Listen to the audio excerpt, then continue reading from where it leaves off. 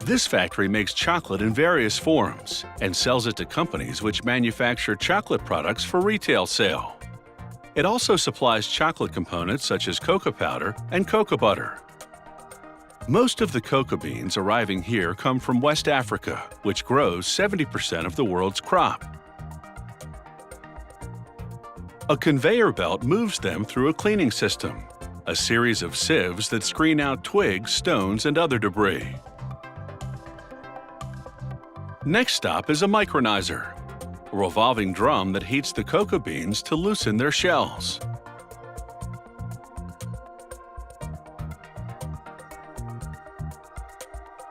Then they enter a shell-removing machine called a winnower.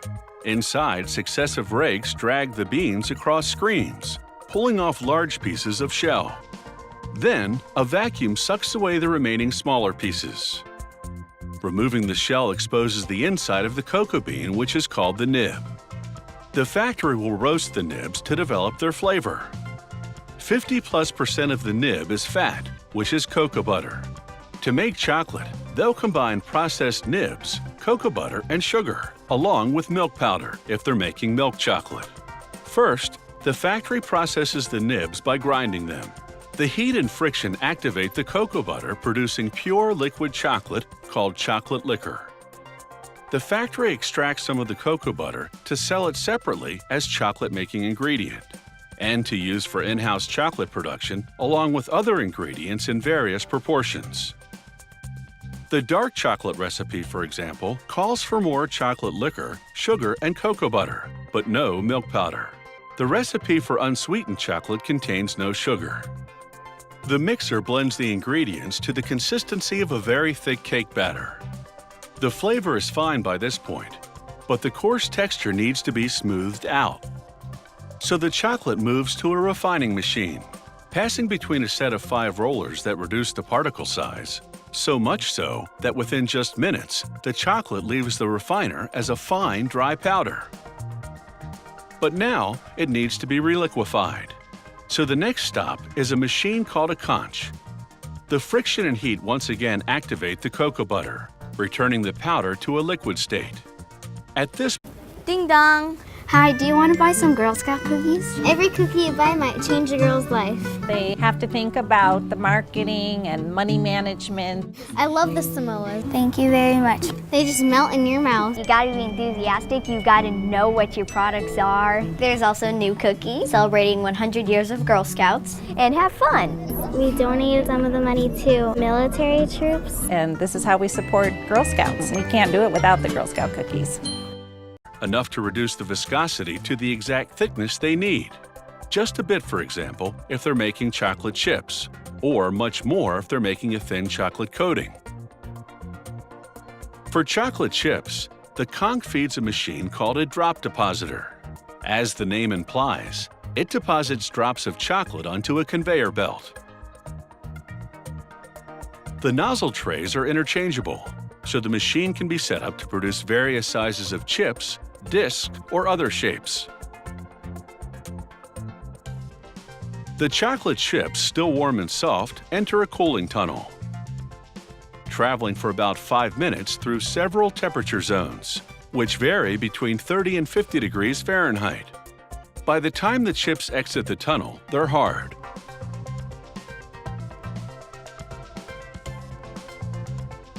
A conveyor belt then takes them through a metal detector, a standard food safety precaution. The factory also produces 10-pound bulk-format chocolate bars. A depositor fills bar-shaped plastic molds.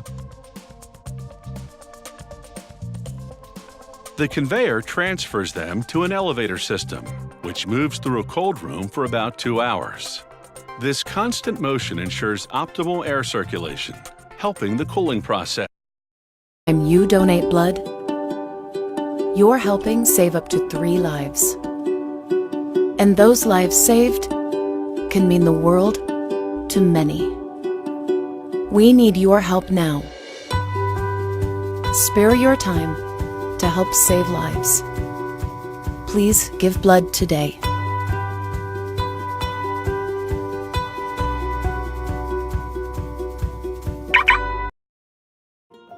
Ask me why 5 a.m. is never early enough.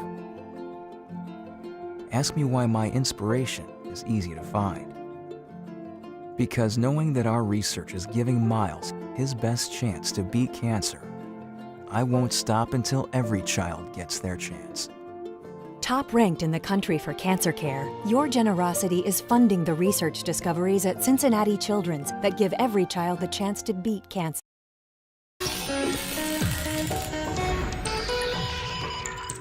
Tomato ketchup recipes vary only slightly, as consumers expect a certain familiar tomatoey taste.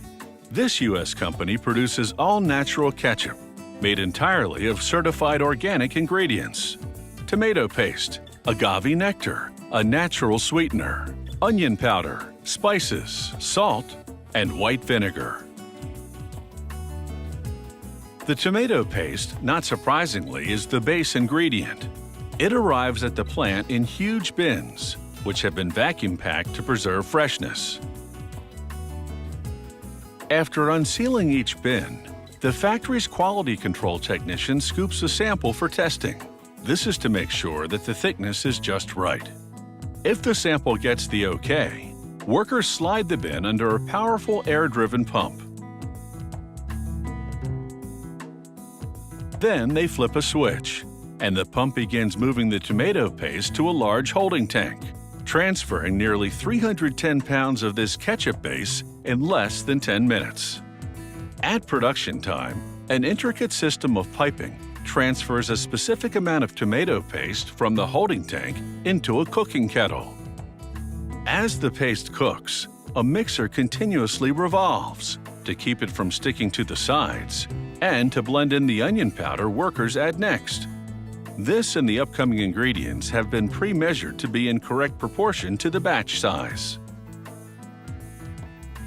The next ingredients are salt. Then, as a sugar replacement, nectar from the agave plant. They pour in an initial amount, mix a bit, then pump in the remainder. The last ingredient is white vinegar.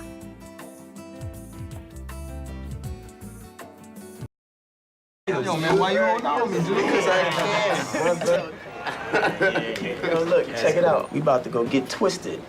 Y'all coming or what? Nah, man, I gotta hit the books, man. All right, well. All right. Make it happen. All right, man. Yeah, see you guys. Can I get a check? Nah, we straight.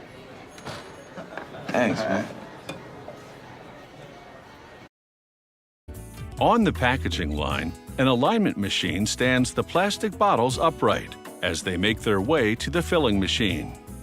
The finished ketchup, meanwhile, is passing through an elaborate system of cooling pipes en route to the filler. And let the bottling begin. The machine fills 8 bottles at a time. The factory tests every batch of ketchup it produces to ensure the correct consistency in every bottle. The next machine, appropriately called the capper, places a plastic flip cap on each bottle. Then, with spinning circular belts, twists it on securely.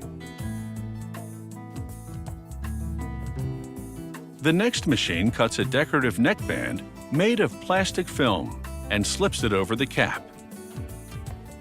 Then a quick blast of hot steam shrinks the band to a tight fit.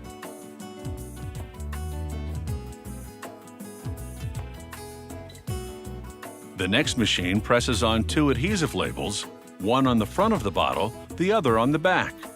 Then it's off to the packing and shipping area. A sealed bottle of ketchup stays fresh for at least a year because the vinegar in it acts as a natural preservative.